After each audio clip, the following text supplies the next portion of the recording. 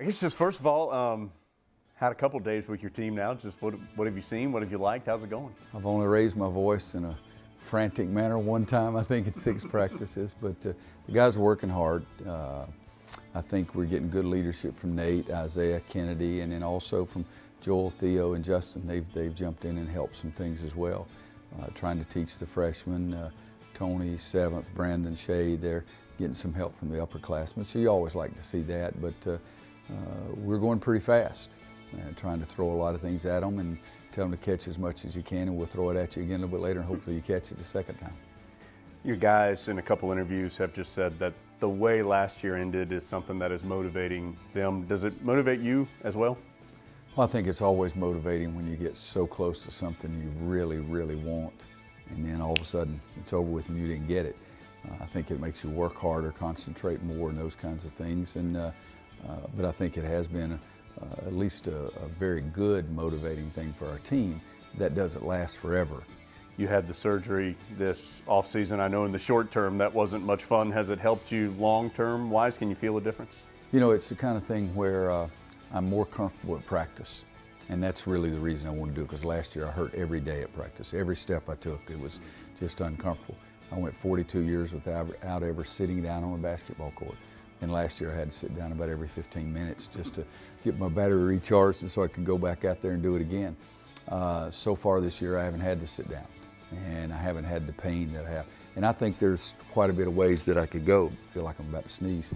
I feel like there's still a lot more improvement to go, and I'm hopeful that we get that too. But right now it's been a godsend, because I've been able to practice and concentrate on practice and not just concentrate on trying to get through it. How about your other one? Are you thinking about doing that one? Thinking about it, but I'm going to wait a while. You know, this one is, it hasn't been easy, but part of it's because of the way I've attacked the rehab, because I've really attacked it too, and which everybody says is the right thing to do. I haven't done more than I've been told. Everybody acts like I do that all the time, but I'm just continually working on it, so hopefully it'll be better.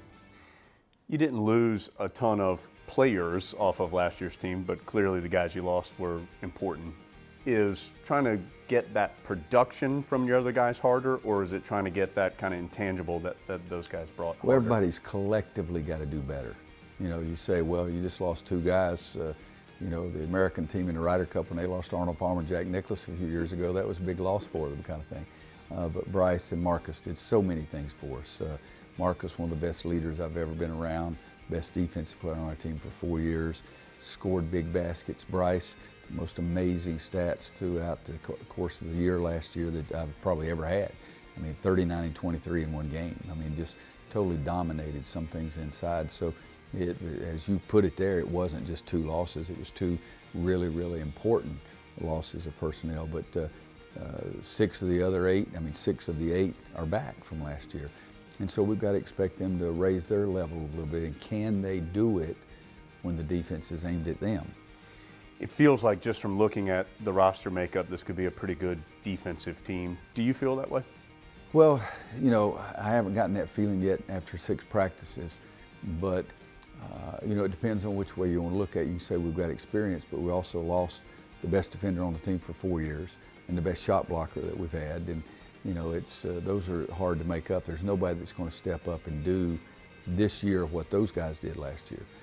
But I do think that even guys like Kenny Williams is just so much better defensively, and he was already pretty good. You know, his high school coach, everybody did a nice job, but Kenny's better, Isaiah's better, Theo's better, Joel's better, but they have to be better. You've mentioned everybody having to raise their level of play. One guy who's kind of gotten a lot of buzz in this offseason is Isaiah. Have you seen him taking some more steps? Not yet, but you know, it's in practice every day. We haven't gotten 5 guys on the white team and in the blue squad or anything like that. We've been mixing them together. Isaiah's had good moments. There's no questions about that, but I expect him to take huge steps, and that's what we'll start focusing on more as we get closer to the games. You mentioned the freshmen. Could you just tell us a little bit about those guys and what you're hoping to get from them this season? Well, Tony Bradley's been the most impressive so far, and it's not a surprise. I thought he was really a good prospect. You know, he looks gangly and all, you know, like a little horse running around out there sometimes, but he's been effective, and everybody's really pulling for him. Such a wonderful kid, and he's going to help us inside around the basket, protecting the basket, also scoring, rebounding inside, and he has tremendous ability to run that we're trying to take advantage of that as well. Brandon Robinson has shot the ball really well in practice and is good defensively. Seventh Woods has been hurt quite a bit over the course of the summer. He was getting over a knee injury and then sprained his ankle, spent 3 weeks in a boot, so he's finally just right now getting to where I think the last practice is the first one where he said he's 100%.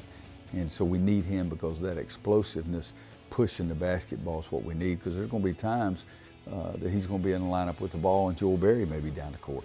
You guys never shy away from a difficult schedule. This one seems like a big challenge coming up at Indiana, Kentucky, the Maui tournament. Just seems like this is going to really challenge your team. I've always been very confident about our teams being able to handle the schedule probably 90% of the time.